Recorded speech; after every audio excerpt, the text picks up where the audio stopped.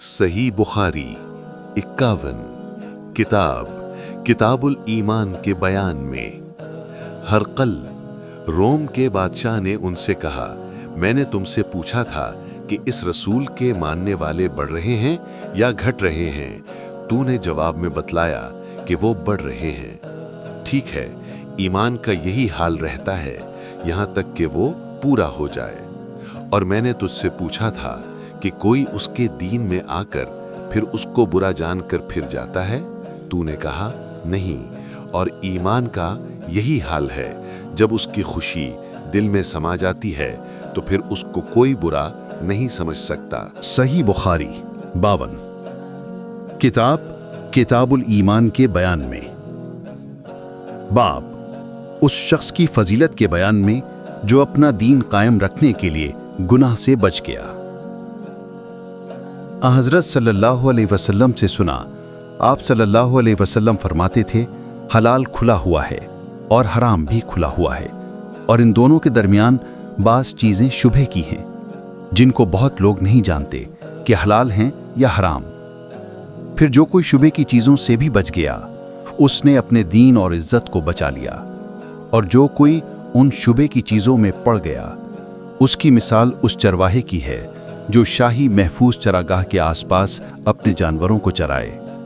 वो करीब है कि कभी उस चरागाह के अंदर घुस जाए और शाही मुजरिम करार पाए। सुन लो, हर बादशाह की एक चरागाह होती है।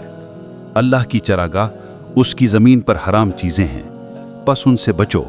और सुन लो, बदन में एक गोश्त का टुकड़ा है, जब वो दुरुस्त होगा सारा बदन दुरुस्त होगा, और जहां बिगड़ा सारा बदन बिगड़ गया। सुन लो, वो टुकड़ा आदमी का दिल है। सही बुखारी 53 किताब का नाम किताब ईमान के बयान में बाब माल गनीमत से 5वां हिस्सा अदा करना भी ईमान से है। मैं अब्दुल्ला बिन अब्बास रजी अल्लाह अन्हुमा के पास बैठा करता था। वो मुझको खास अपने तख्त पर बिठाते। एक दफा कहने लगे कि तुम मेरे पास मुस्तकिल तौर पर रह जाओ, मैं अपने माल में से तुम्हारा हिस्सा मुकर्रर कर दूंगा। तो मैं 2 माह तक उनकी खिदमत में रह गया।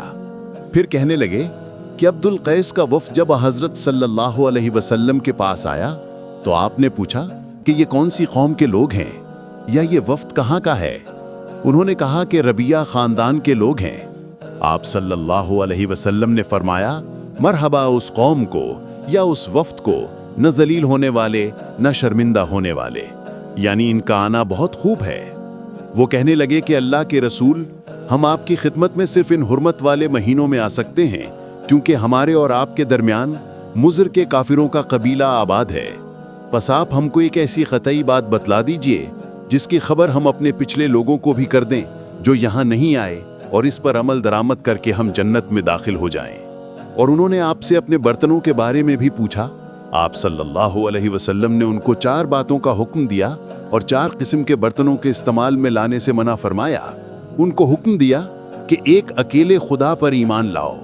फिर आप सल्लल्लाहु अलैहि वसल्लम ने पूछा कि जानते हो एक अकेले खुदा पर ईमान लाने का मतलब क्या है। उन्होंने कहा कि अल्लाह और उसके रसूल ही को मालूम है। आपने फरमाया कि इस बात की गवाही देना कि अल्लाह के सिवा कोई माबूद नहीं, और ये कि हज़रत मोहम्मद सल्लल्लाहु अलैहि वसल्लम उसके सच्चे रसूल हैं, और नमाज कायम करना और ज़कात अदा करना और रमज़ान के रोज़े रखना और माल गनीमत से जो मिले उसका 5वां हिस्सा मुसलमानों के बैतुल माल में दाखिल करना। और 4 बर्तनों के इस्तेमाल से आप सल्लल्लाहु अलैहि वसल्लम ने उनको मना फरमाया, सब्ज़ लाखी मर्तबान से और कद्दू के बनाए हुए बर्तन से, लकड़ी के खोदे हुए बर्तन से और रोगनी बर्तन से। और फरमाया कि इन बातों को हिफ्ज़ कर लो और उन लोगों को भी बतला देना जो तुमसे पीछे हैं और यहाँ नहीं आए हैं। सही बुखारी नंबर 54 किताब ईमान के बयान में बाब इस बात के बयान में कि अमल बग़ैर नीयत और खुलूस के सही नहीं होते, और हर आदमी को वही मिलेगा जो नीयत करेगा।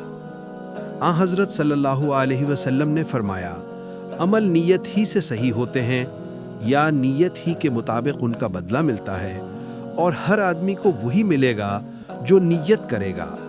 پس جو کوئی اللہ اور اس کے رسول کی رضا کے لیے ہجرت کرے اس کی ہجرت اللہ اور اس کے رسول کی طرف ہوگی، اور جو کوئی دنیا کمانے کے لیے یا کسی عورت سے شادی کرنے کے لیے ہجرت کرے گا تو اس کی ہجرت انہی کاموں کے لیے ہوگی۔